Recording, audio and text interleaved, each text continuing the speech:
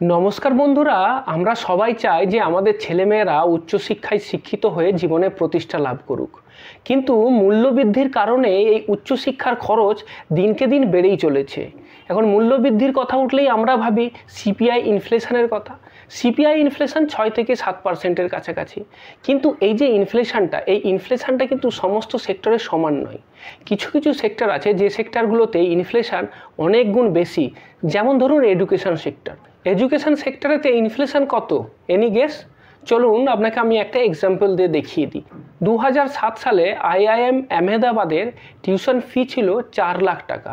2022 সালে সেই tuition fee বেড়ে দাঁড়িয়েছে 23 লাখ টাকা। যদি আপনি ইনফ্লেশন ক্যালকুলেট করেন তাহলে ইনফ্লেশন আসবে 12.37%। শুধু আইআইএম আহমেদাবাদ না, যে কোনো আইআইএম, আইআইটি অথবা এমবিবিএস মেডিকেল কলেজ যেখানেই আপনি লক্ষ্য করুন সেখানেই আপনি দেখতে পাবেন যে এডুকেশন ইনফ্লেশনটা কিন্তু অনেক বেশি আছে। বিভিন্ন পত্রপত্রিকা, ফিনান্সিয়াল ম্যাগাজিন এবং রিপোর্ট দেখাচ্ছে যে ভারতে এডুকেশনাল ইনফ্লেশনের হার হচ্ছে 11 থেকে 12%। এইবার আপনি আপনার চাইল্ডের জন্য ইনভেস্ট করতে চান, তাহলে আপনি কোথায় ইনভেস্ট করবেন? প্রতি মাসে মাসে যদি আপনি ইনভেস্ট করতে চান তাহলে আপনার জন্য যে ইনভেস্টমেন্ট অপশানগুলো আছে তার মধ্যে একটা হতে পারে ব্যাংকে কিংবা পোস্ট অফিসেতে রেকারিং ডিপোজিট।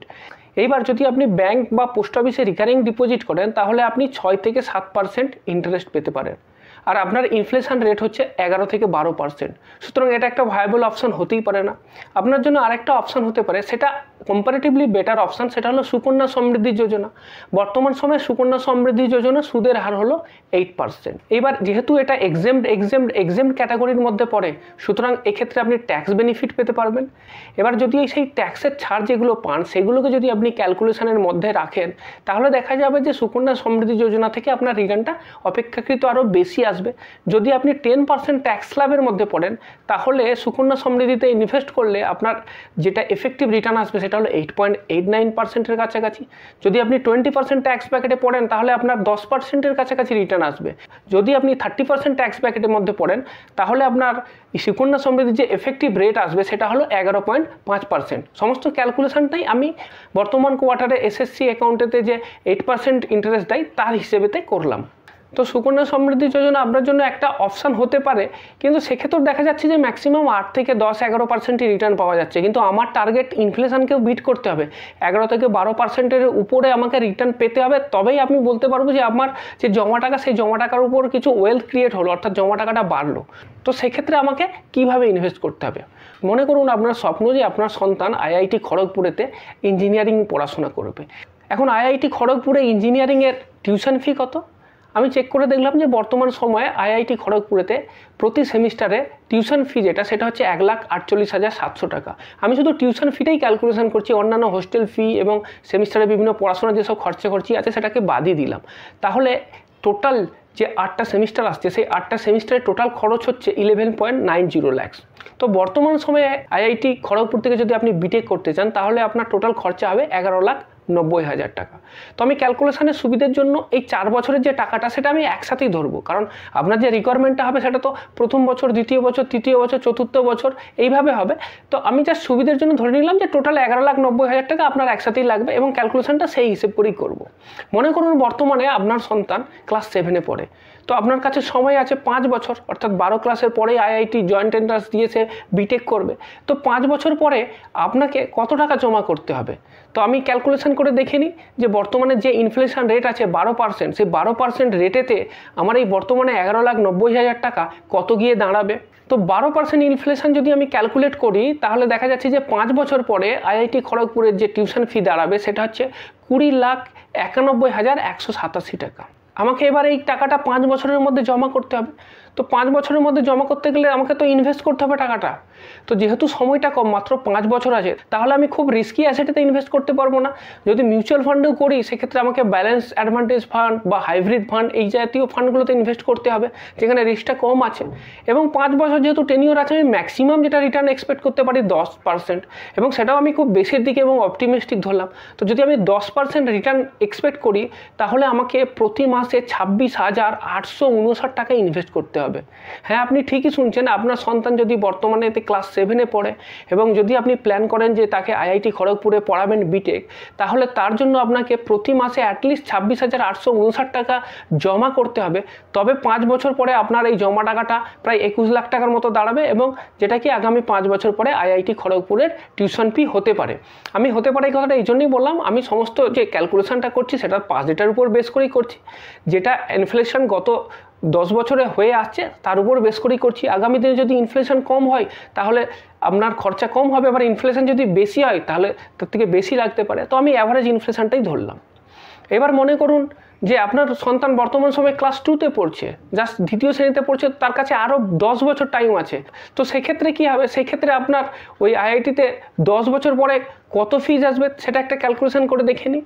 তো 10 বছর পরে আইআইটি খড়গপুরেতে যদি আমি 12% ইনফ্লেশন রেট ধরি, তাহলে এই 11,90,000 টাকার যে ফিজ সেটা দাঁড়াবে 36,95,000 টাকার মতো। মানে আপনি ধরে নিতে পারেন অ্যাপ্রক্সিমেটলি 37 লাখ টাকা লাগবে।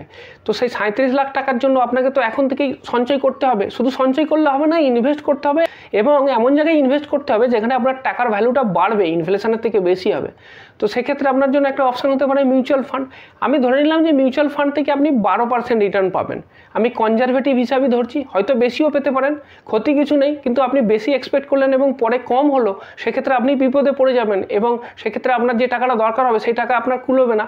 তো যদি 12% রিটার্ন আমার ইনভেস্টমেন্ট থেকে পাই, তাহলে সেক্ষেত্রে আমি কত টাকা প্রতি মাসে ইনভেস্ট করব যাতে আমি এই টাকাটা জমা করতে পারি? সেক্ষেত্রে আমার যে অ্যামাউন্টটা আসছে সেটা হলো 15,908 টাকা। সুতরাং আপনার সন্তান যদি এখন 2য় শ্রেণীতে পড়ে এবং তাকে যদি আপনি আইআইটি খড়গপুরে ইঞ্জিনিয়ারিং পড়াতে চান, তাহলে আপনাকে এখন থেকে প্রতি মাসে 15,908 টাকা কোনো স্কিমেতে জমা করতে হবে, যেটা কিনা বর্তমান সময়ে 12% বা তার বেশি ইন্টারেস্ট দিচ্ছে। তবেই কিন্তু তার ওই এডুকেশনের যে কস্ট সেটা আপনি ফিনান্স করতে পারবেন। তো এবার অনেকের মনে হতে পারে যে এত টাকা তো এখন থেকে ইনভেস্ট করা সম্ভব না। ঠিক আছে, যদি সেখানে চান্স পাই, দরকার হলে এডুকেশন লোন নিয়ে নেবো। দেখুন, এডুকেশন লোন কিন্তু ইন্ডিয়ার মধ্যে একটা খুব কস্টলি লোন। গাড়ি বা বাড়ির লোন অনেক সস্তা লোন, যেহেতু এডুকেশন লোন আনসিকিউর্ড লোন, সেই কারণের জন্য এডুকেশন লোনের যে ইন্টারেস্ট সেটা কিন্তু খুব বেশি হয়। আমি নিজে ভুক্তভোগী, MBA করার সময় আমি প্রায় 4-5 লাখ টাকার মতো এডুকেশন লোন নিয়েছিলাম এবং শোধ দিয়েছিলাম প্রায় 12 লাখ টাকা, মানে 3 গুণ। সুতরাং আপনি বুঝতেই পাচ্ছেন, যদি আপনি আপনার সন্তানের জন্য এডুকেশন লোন নিয়ে তারপর তাকে কলেজে পাঠান, তাহলে কিন্তু তার জন্য একটা বিরাট বড় বার্ডেন তৈরি হয়ে যাবে চাকরি জীবনের পরেতে। সেই কারণের জন্যই বলছি। আর এডুকেশনাল লোনের ইন্টারেস্ট কেমন হতে পারে তার একটা ঝলক আপনাকে দেখিয়ে দিই। আপনাকে আমি একটা লিস্ট শো করছি, আপনি দেখে নিন ব্যাংকে এডুকেশন লোনের কেমন ইন্টারেস্ট হয়। Axis bank up to 4 lakh টাকা 15.20%, যদি 4 লাখ টাকার বেশি হয় তাহলে 14.70%। ব্যাংক অফ বরোদার ক্ষেত্রে দেখুন 8.5% অনওয়ার্ডস। এখানে অনওয়ার্ডস কথাটা লেখা আছে, মানে আপনি 8.5% পাবেন এমন নয়, সেগুলো আমরা অনেক ক্রাইটেরিয়ার উপর ডিপেন্ড করবে যে আপনাকে কত রেটের লোনটা দেবে। তারপর কানাডা ব্যাংকেরই আরেকটা অপশান আছে, কিন্তু সেটা একটা স্কিম আছে, সেটা হচ্ছে বিদ্যা তুরন্ত স্কিম আছে। সেই স্কিমে কারা কারা পাবে আমি জানি না, তো সেই ক্ষেত্রে কম আছে। বাকি নর্মাল ক্ষেত্রে দেখুন 10%-এর উপরেতে আছে। HDFC ব্যাংকের ক্ষেত্রে দেখুন সেখানেও 10-12%।